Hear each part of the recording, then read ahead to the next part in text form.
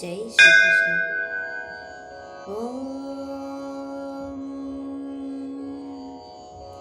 अथ चतुर्थोऽध्यायः।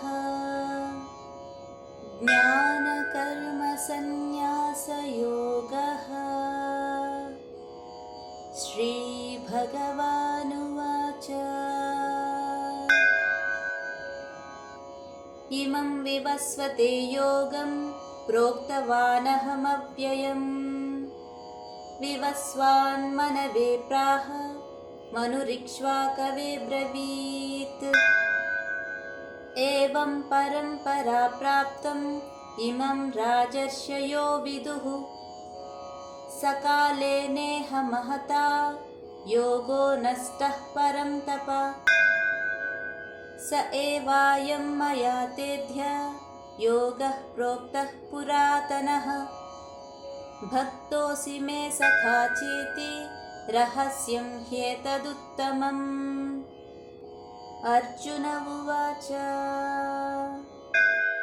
अपरं भवतो जन्म परं जन्म विवस्वतः। कथमेतद्विजानीयाम् त्वमादौ प्रोक्तवानिति। श्रीभगवानुवाच। बहूनि मे व्यतीतानि जन्मानि तव चार्जुन। तान्यहं वेद सर्वाणि न त्वं वेत्त परं तप। अजोऽपि सन्नव्ययात्मा भूतानामीश्वरोऽपि सन्। प्रकृतिं स्वामधिष्ठाय सम्भवाम्यात्ममायया। यदा यदा हि धर्मस्य ग्लानिर्भवति भारत। अभ्युत्थानमधर्मस्य तदात्मानं सृजाम्यहम्। परित्राणाय साधूनां विनाशाय च दुष्कृतां। धर्मसंस्थापनार्थाय सम्भवामि युगे युगे। जन्म कर्म च मे दिव्यम् एवं यो वेत्ति तत्त्वतः। त्यक्त्वा देहं पुनर्जन्म नैति मामेति सोऽर्जुन। वीतरागभयक्रोधाः मन्मया मामुपाश्रिताः। बहवो ज्ञानतपसा पूता मद्भावमागताः। ये यदा मां प्रपद्यन्ते तांस्तथैव भजाम्यहम्। मम वर्त्मानुवर्तन्ते मनुष्याः पार्थ सर्वशः। काङ्क्षन्तः कर्मणां सिद्धिं यजन्त इह देवताः। क्षिप्रं हि मानुषे लोके सिद्धिर्भवति कर्मजा। चातुर्वर्ण्यं मया सृष्टं गुणकर्मविभागशः। तस्य कर्तारमपि मां विद्य कर्तारमव्ययम्। न मां कर्माणि लिम्पन्ति न मे कर्मफले स्पृहा। इति मां योऽभिजानाति कर्मभिर्न स बध्यते। एवं ज्ञात्वा कृतं कर्म पूर्वैरपि मुमुक्षुभिः। कुरु कर्मैव तस्मात् त्वं पूर्वैः पूर्वतरं कृतम्। किं कर्म किमकर्मेति कवयोऽप्यत्र मोहिताः। तत्ते कर्म प्रवक्ष्यामि यज्ञात्वा मोक्ष्यसे शुभात्। कर्मणो ह्यपि बोद्धव्यं च विकर्मणः। अकर्मणश्च बोद्धव्यं गहना कर्मणो गतिः। कर्मण्यकर्म यः पश्येत् अकर्मणि च कर्म यः। स बुद्धिमान् मनुष्येषु स युक्तः कृत्स्नकर्मकृत्। यस्य सर्वे समारम्भाः कामसङ्कल्पवर्जिताः। ज्ञानाग्निदग्धकर्माणां तमाहुः पण्डितं बुधाः। त्यक्त्वा कर्मफलासङ्गं नित्यतृप्तो निराश्रयः कर्मण्यभिप्रवृत्तोऽपि नैव किञ्चित् करोति सः। निराशीर्यतचित्तात्मा त्यक्तसर्वपरिग्रहः शारीरं केवलं कर्म कुर्वन्नाप्नोति किल्बिषम्। यदृच्छालाभसन्तुष्टः द्वन्द्वातीतो विमत्सरः समसिद्धावसिद्धौ च कृत्वापि न निबध्यते। गतसङ्गस्य मुक्तस्य ज्ञानावस्थितचेतसः यज्ञायाचरतः कर्म समग्रं प्रविलीयते। ब्रह्मार्पणं ब्रह्महविः ब्रह्माग्नौ ब्रह्मणाहुतं ब्रह्मैव तेन गन्तव्यं ब्रह्मकर्मसमाधिना। दैवमेवापरे यज्ञं योगिनः पर्युपासते ब्रह्माज्ञावपरे यज्ञं यज्ञेनेवोपजुह्वति।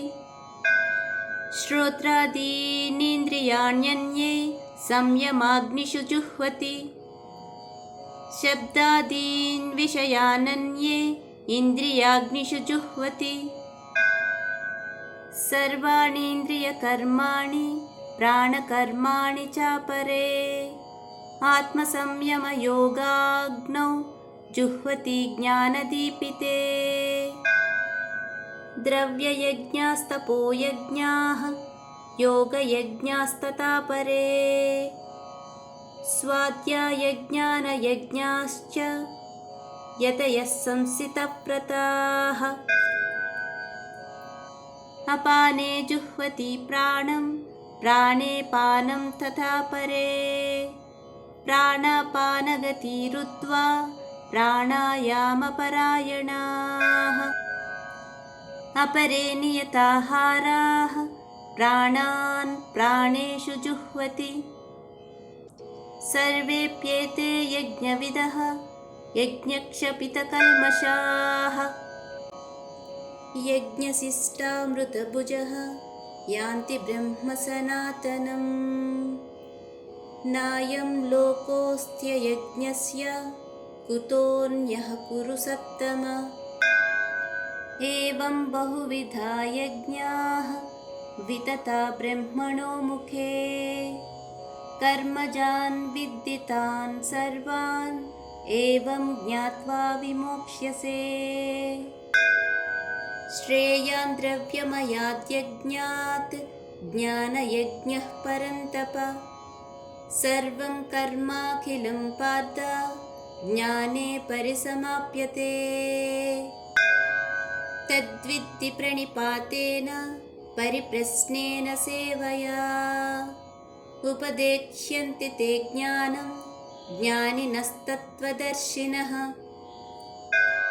यज्ञात्वा न पुनर्मोहम् एवं यास्यसि पाण्डव। येन भूतान्यशेषेण द्रक्ष्यस्यात्मन्यथो मयि। अपि चेदसि पापेभ्यः सर्वेभ्यः पापकृत्तमः सर्वं ज्ञानप्लवेनैव वृजिनं सन्तरिष्यसि। यथैथांसि समिद्धोऽग्निः भस्मसात् कुरुतेऽर्जुन ज्ञानाग्निः सर्वकर्माणि भस्मसात् कुरुते तथा।